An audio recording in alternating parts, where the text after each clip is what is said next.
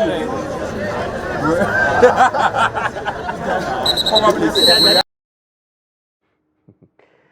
was a good one. The Dambe Warriors are doing what they know how to do. On that note, I'll welcome you to the program 360 Sports on Trust TV. Yes, this is our own sports, and if we don't actually give it publicity, people will not know about it. And very soon, this sport is going gradually getting that recognition on the continent of Africa, and very soon, probably, we will be seeing Dambe in Olympics. Other world wrestling event or what have you in Commonwealth Games, and if we get there, definitely it's going to be a sport that originated from Nigeria, which is going to be a proud moment for the country. All right, let's leave Dambe. We'll still see more of those videos on the course of the show.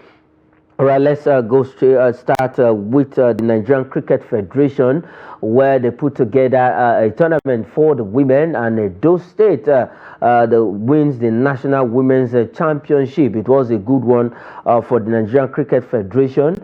The tournament is a way of harnessing talent and getting cricket players for the green, yellow and greens national team of Nigeria. And at the end of it, the women were crowned champions at the cricket oval here in Abuja.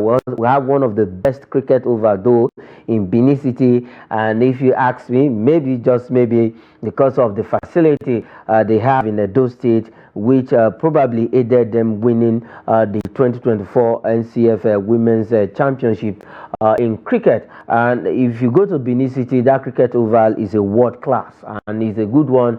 That is where the national team used to camp. You know, this is what it means to have good facilities on ground, because it actually aids players, anyone, actors and actresses who are into these sports, the principal actors and actresses who know what it is. Facility is one thing that in this part of the world, in this country, we actually lack when it comes to area of facilities. The talents are there. Yes, we're so blessed with a lot of talents, but when it comes to facilities, that is one area that we are lacking. And this is a wake-up call to all of the sporting federation in Nigeria to start looking inward, how to improve, how to upgrade the various facilities we have in the country. If we don't have, probably we'll build new ones and get them to be maintained. Another problem we have in this part of the world is that the maintenance culture is not there. If you know what I'm talking about, if you remember the Koja 2003, where the Magnificent Stadium here, then it was called Magnificent Stadium before it was changed to Moshood Abiola National Stadium. The Abuja Stadium was used for the All-African Games, then it was Koja, and indeed it was world-class facilities. The then President Olusegun Obasanjo, former President of Nigeria, actually did well by building that edifice. But if you go there now, definitely it's not what was used in 2003 that you will meet. So maintenance culture is also one problem. If we have these facilities, how can we maintain it? Can we keep maintaining it? If you go to Edo State, they held the National Sports Festival in 2020, and world-class facilities were used. Same thing as Delta State, but I can bet you if you still go to those two states now, those facilities are still intact. The way it was used, and they are still improving upon them after the whole event. So I think other states of the country need to borrow a leaf from Delta State and Edo State when it comes to maintenance of facilities. Like I said, it's a good one. Definitely, they have one of the best cricket over in the country, that is Edo State, and that is why the women, yes, we cannot be training on the best facilities, and when we come to tournament, we just can't do well. Congratulations to Edo State for winning it, and all of the states, all of the teams that participated in this particular event. The main aim is to pick talent for the national teams, and I think that aim has been met by the Nigerian Cricket Federation under the leadership of Akpata. That man has been doing well with that federation, and the Cricket Federation is one of the best federations in Nigeria, alongside the Nigerian Volleyball Federation (NVBF), headed by Engineer Musa Nimrod. So a lot is going on for these two federations that I just mentioned. All right, let's leave cricket this time around.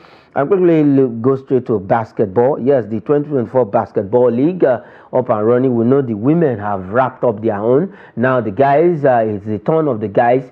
So it's going to be played in two conferences, the Savannah Conference and the Atlantic Conference. Now River Supers, who are the defending champions after they won the title last season, and now they are looking forward to winning it again and representing Nigeria. At the BAL 2025 competition, that is Basketball League Africa. The last time out, the first Nigerian basketball male team to get to the semi-final of the BAL Africa, and they came back with a bronze medal. So for River Supers, they are one of the best basketball team we have in Nigeria, very formidable, alongside the likes of MFM, Customs and Co. But for River Supers, they know what it is, and that is why now, according to their coach, Odaudu, they are looking forward to defend the title they won last season. Definitely, if everything goes right for them, they can still win it again. They have the pedigree, they have the capacity, they have the players, they have the coach, Odaudu there, who can get the job done for them. So we are looking forward to the men's basketball league, at least to give that exciting vibe, just the way we saw with the women, where MFM ladies are champions of the women's version. So let's look forward to that and see how the men's basketball league would pans out. All right, let's leave the basketball league. This time around, it is, will I say, is a sweet, bitter one or bittersweet one for the Falconets, for the Flamingos of Nigeria, I beg your pardon. They started well at the FIFA Under-17 Women's World Cup in Dominican Republic, winning all their group games. They were in Group A alongside the host, Dominican Republic, after qualifying from the group with 9 maximum points. At the end of the day, they bow out of the competition, losing 2-0 to United States of America in the quarter-final stage of that particular competition. Those goals, the goals were scored in each half, one in the first half and the other second goal in the second half. But for the Flamingos of Nigeria, though injuries was not their friend, because one of the integral main part of that team was out injured, and Chidi Harmony her scoring boot didn't come to party on the evening of the weekend, where they lost to the United States of America.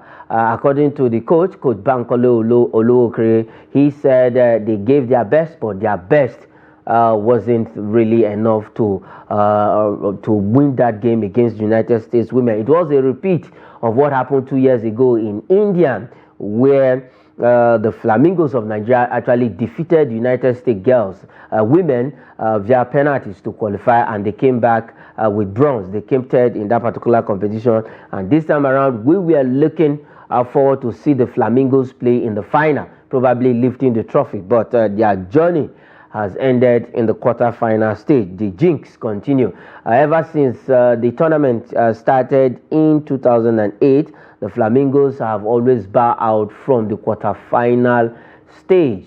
Just for the last edition in India, they broke that jinx. They made it through to the semi-final, and this time around we are back to where we started from. Well, let's see. Definitely 2 years away from now, we'll still have another crop of players going for that particular competition. Though, congratulations to them, at least winning their group, topping the group with 9 points. They tried, they gave their best, they did all they can against the United States women. You know, when you have your chances and you don't take them, if the other team have their own chances, they will just use it and punish you. I know Manchester United fans will understand what I'm really saying. For the Flamingos of Nigeria, they had all of the chance, 14 attempts on goal that day, and they couldn't convert any. So that is what it is for the FIFA Under-17 Women's World Cup. The likes of United States, right now, they progress in the tournament. And for the Flamingos, they are due to be back to the country. We welcome them back and then give them a handshake, at least presidential handshake, for even getting to the quarterfinal and probably just to encourage the young women. They are actually young. At least they still have a future on their side. They still have age on their side, and probably they will be representing Super Falcons in other tournament. And also for the Super Falcons, it was a good outing. Also in the course of the weekend, quickly let's just dash to that, where they defeated their Algerian counterparts, women, at the Remo Star Stadium in Ikenne, Ogun State, courtesy of Rashidat Ajibade, 2 goals to get that win. It's just a friendly game to prepare them for the African Women's Nations Cup. All right, let's leave that, and then the good news this time around, and go to Niger, go to Togo Lomé precisely, where the WAFU B under 20 tournament is ongoing. And for the Flying Eagles of Nigeria, they started slowly in the tournament. They started on a losing note against Burkina Faso, but Burkina Faso, as we speak, are back to their country. But for the Flying Eagles of Nigeria, yes, the target is to pick the AFCON under 20 ticket to be hosted by South Africa come next year. That's 2025. That was the target, and then the second target is to defend the title. So the first target is done and dusted last night, right there in Togo Lomé. They are the Stade Municipal in Lomé. They won that game against odds against their Nigerian counterpart, who hosted the last edition. 3-1. The Nigerians went ahead in the first half, a couple of early enough in that game, but for the man who knows how to score, Jefta, came into the party and got those goals, got 2 goals, a brace for him for Nigeria, and the Nigerian team were condemned to a 3-1 defeat in that particular tournament. So now Nigeria will be facing Ghana in the final, who beat Cote d'Ivoire in the other semi-final game. So for the Flying Eagles, under the watchful eyes of Coach Aliou Zubairu, a man who won the FA Cup, the President FA Cup, with Academy Warriors last season. So he's a happy man now, because this job was actually given to him just few weeks to this tournament. But definitely the man, he's at least he realized quickly enough. They left Abuja for Ikenne because the distraction here in Abuja was becoming too much. Friends and family, agents, scouts, all of them visiting their camp, visiting their training ground. And the man felt, yes, this is a distraction for the team, for what I really want to achieve with the team. This is the first time he will be handling the national team and the age grade team. So he decided to, at least alongside with the Nigerian Football Federation, left the shores of Abuja, went straight to Ogun State in Kenya precisely, made use of Remo Stars facilities, and now we are seeing the result. Though they lost their first game, and a lot of person was questioning Coach Aliou Zubairu's pedigree for losing that first game. But now he has proven all the critics wrong, that yes, he is the man for the job. He can do it. Definitely, he has gotten 2. He lost his first game. At least won the last game, the one they needed to win. And now against Niger, they defeated Cote d'Ivoire, and now they have also beaten Niger Republic to qualify for the final and pick the 2025 Africa Cup of Nations under 20 tournament to be staged by South Africa. All right, when we come back, we'll be going for a video break, or we'll hit the MPFL and then look at other leagues in Europe.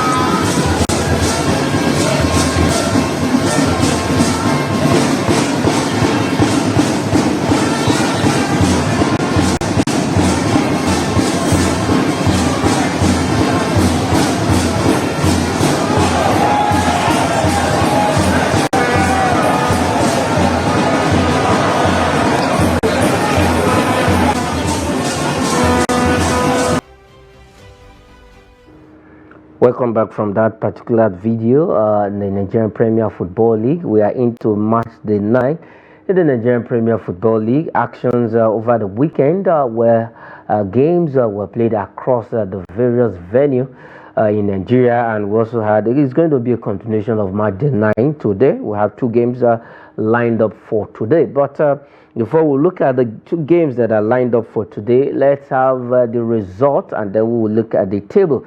The Nigerian Premier Football League has been is becoming interesting weekends, week in, week out, and we're seeing interesting results, interesting fixture, exciting games in all of the stadium. We can see teams getting away wins, scoring away goals, come to your home and get a win, get a draw, and it's a way forward that it shows that the league is improving gradually.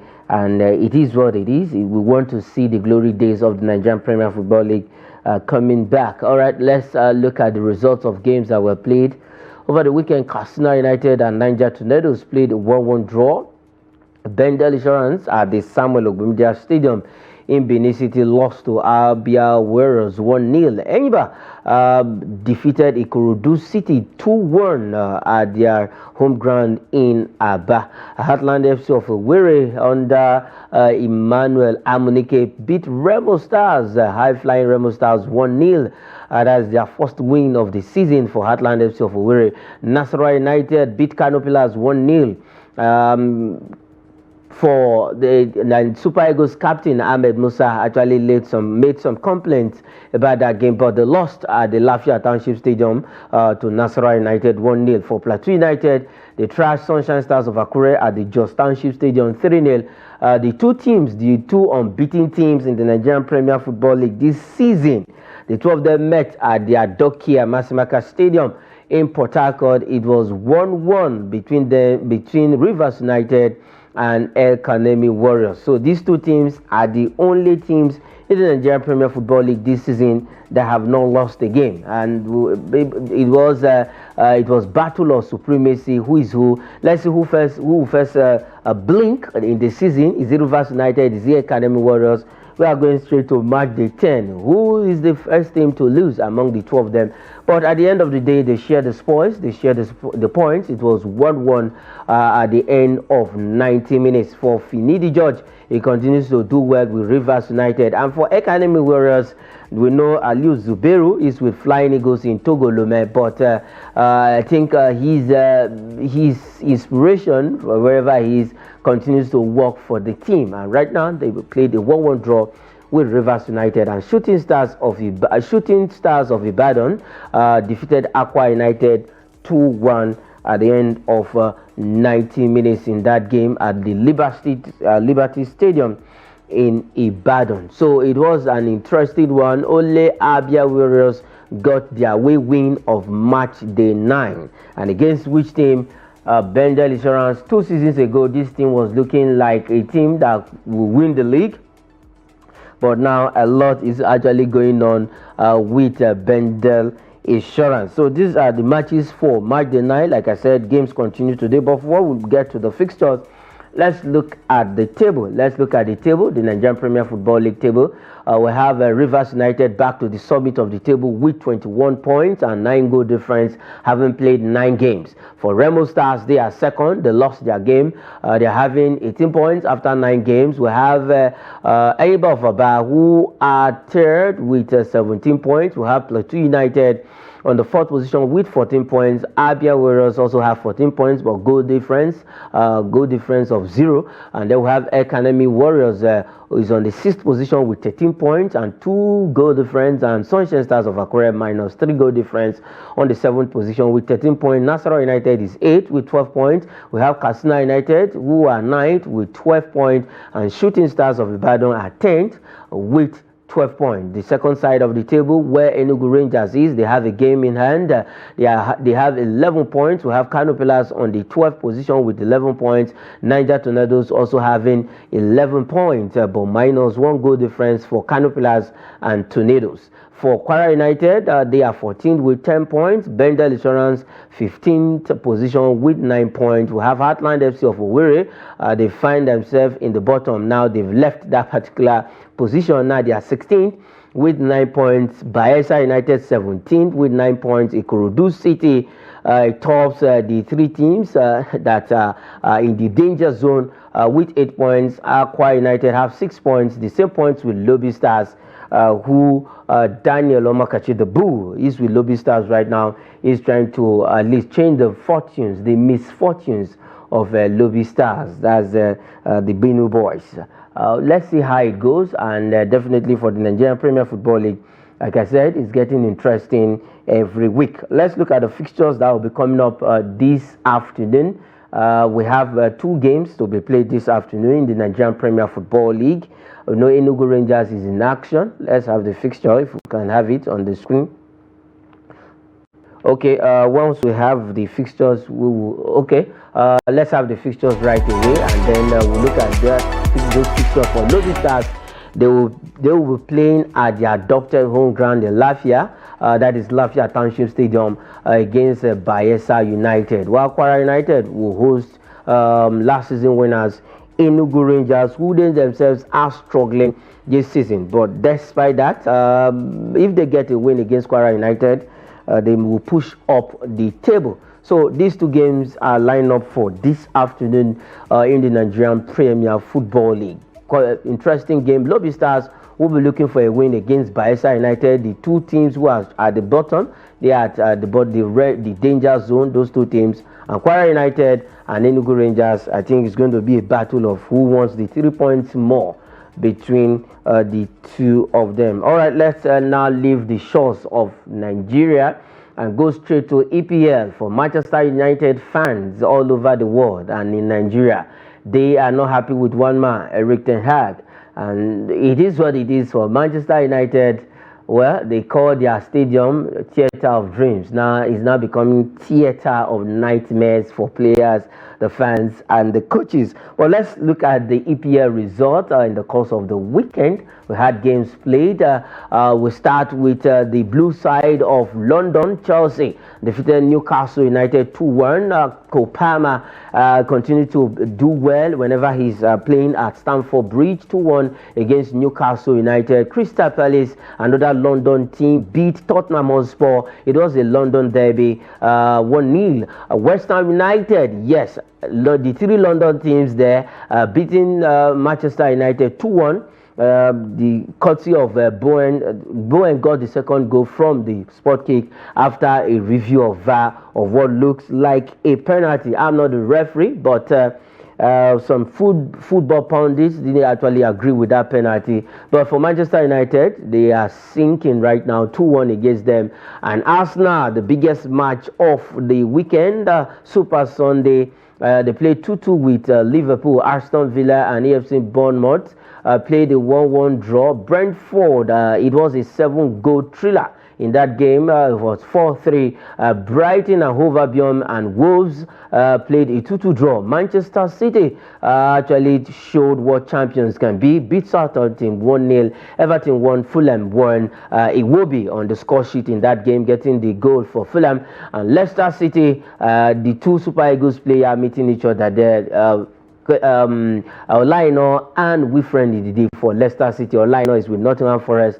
At the end of the day, it was Nottingham Forest that defeated Leicester City 3-1 in that particular game. Ataiwa Woni didn't really play much part in that game. All right, let's quickly have the table because we are out of time. Manchester City remains at the top of the table, opens the gap between them and Arsenal, a team who we thought would be challenging Man City for the title, but it's too early to say. Maybe Man City will win the league. Just 9 games. They have 23 points. Liverpool 22 points. Arsenal 18 points.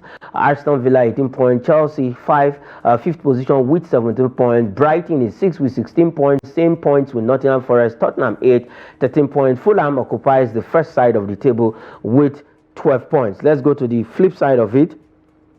Bournemouth is 11th, 12 points. Newcastle United is 12th with 12 points. West Ham United 13 with 11 points. Manchester United have 11 points on the 14th position, and Southampton remains at the bottom of the table with 1 point. All right, let's go to La Liga quickly and look at La Liga result. Yes, it was a whooping. They said they thought the men how to play football. The small boys against the Galacticos at Santiago Bernabeu. It was 4-0 against last season winner Real Madrid, the White Angels as they are called. They suffered 4-0 in the hands of Barcelona. That game, Espanyol lost to Sevilla 2-0. Real Valladolid lost to Villarreal 2-1. Rayo Vallecano won. Deportivo Alaves 0. Las Palmas also pipped Girona 1-0. Barcelona hammered Real Madrid 4-0. Lewandowski getting a brace in that goal. Rafinha and the young man Yamal coming getting on the score sheet. Leganés 3 against Celta Vigo. Getafe 1, Valencia 1. Real Betis 1-0 against Atletico Madrid, and Osasuna defeated Real Sociedad 2-0 away. Let's look at the table quickly. We have Barcelona topping, 6 points gap now between them and Real Madrid, who is second with 24 points. Barcelona 30 points, Villarreal 21 points, Atletico Madrid 20 points, Real Betis 18 points, Osasuna 18 points, Athletic Club 17 points, Real Mallorca 17 points, Rayo Vallecano 16 points, Sevilla on the 10th position with 15 points. And then the second side of the table, we have Celta Vigo leading the charge from the second side on the 11th position, 13 points, Real Sociedad, Girona, Leganés, Getafe, Deportivo Alaves, Espanyol, Las Palmas, Real Valladolid, and Valencia. Now they have 7 points and -9 goal difference, with Real Valladolid having -14 goal difference, 8 points. So that is it. The way the situation of La Liga after match day 9. Also in Nigeria, it is match day 9. So we are looking forward to interesting action in match day 10 when the weekend comes calling. All right, that is where we'll be leaving it on the show 3 City Sports this morning. Thanks for watching. I am Emmanuel Fashimi.